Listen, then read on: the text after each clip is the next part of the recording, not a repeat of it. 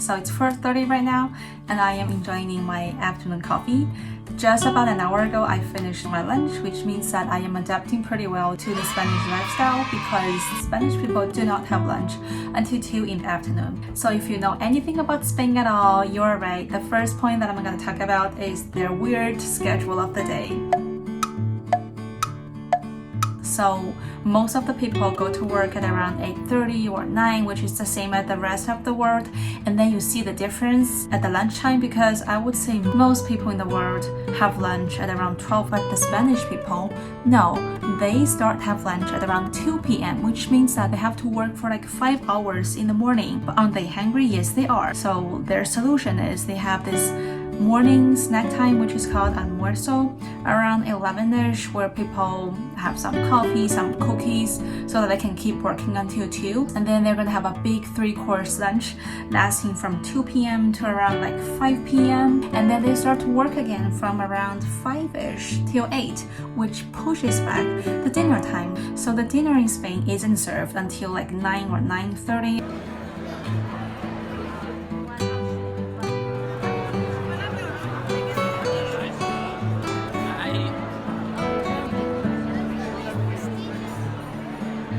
If you like to go to the bar, I'm gonna tell you that their bars are not open until 12 at night, and it's packed with people at 2 a.m. Not that I've seen it, but I've heard enough of it.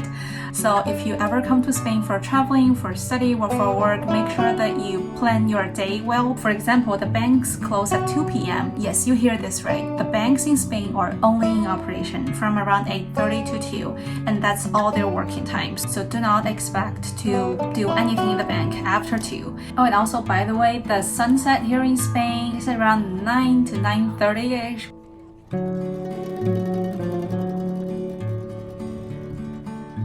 The latitude of Madrid is around 40, so geographically, the sunset shouldn't be at 9 or 9:30 at night, which is when people start to have dinner. And you may start to wonder if Spain is hidden in a mysterious corner of the earth which allows it to have more daytime. No.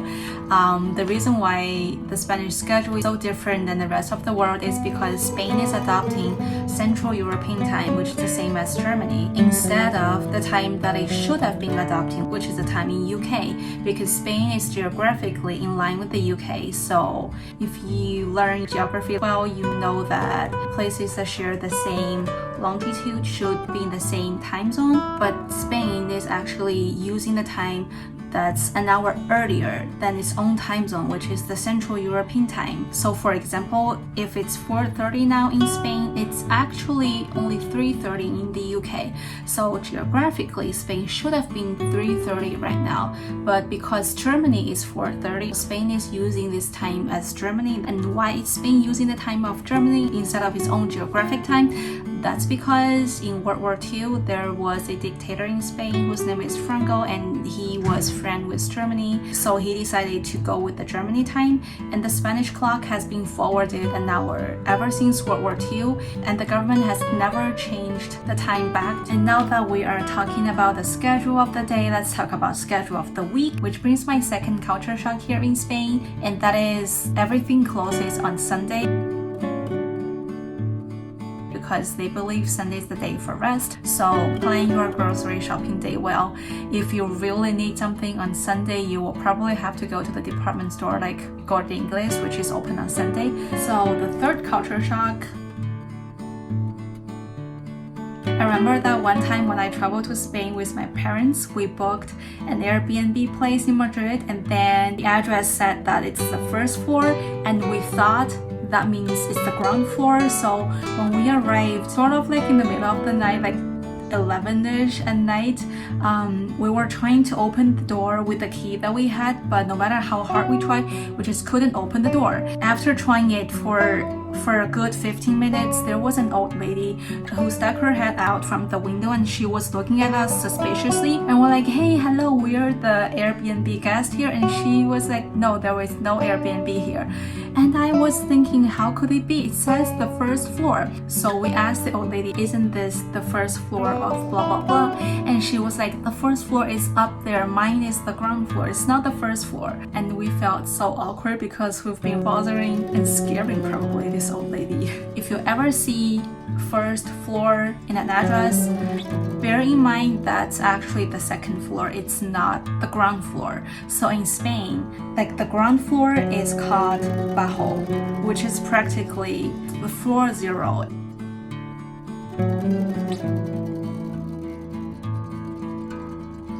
So if it says on the address it's on the first floor, then actually it means it's one floor above the ground floor. If you travel to Spain and you have an address, make sure to ask the owner if that first or second floor means the first or second floor in the Spanish concept, or it's the first or second floor in your culture. And the fourth point that I'm gonna talk about also came as a real shock to me because of the special architectural structure here in Spain.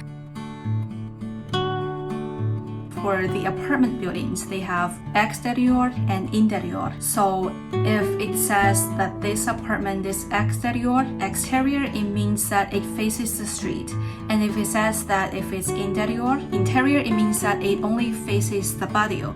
So for all the apartment buildings, they have like this patio part where the neighbors sort of face each other. And this is where most people use as a natural dryer for the clothes. So for my apartment, I have both exterior and interior. So I have windows facing the streets. I also have windows that face the patio, but for some apartments, they only have the windows facing the patio, which means that you never get to see the outside world. The only thing you see is your neighbor's window, and that's it. So no matter if you're booking an Airbnb place or if you're trying to find an apartment to stay, make sure that you check well with the owner if it's exterior or interior so that you get some view from the outside world from the street. And the last point that I'm going to talk about notoriously holds true across the whole Europe instead of just in Spain, which is that you will have to pay for a public bathroom. So the first time it shocked me was when I was traveling with my parents in Rome and trying to use a bathroom in a shopping mall, and we were told that we had to pay for it, so we decided not to use it at all. And then also in the train station in Florence, in Milan, also the train station in Madrid. And not only this, last Christmas I was traveling with my friend in Amsterdam, and we wanted to use the bathroom in the McDonald's, and guess what? There is a lady sitting outside of the bathroom charging people inside the McDonald's. This is just unbelievable, and you would think that these bathrooms that charge people would be cleaner or they have better services. No, not at all. If you want to use the bathroom, prepare your coins. Normally they charge around 1 to 2 euros.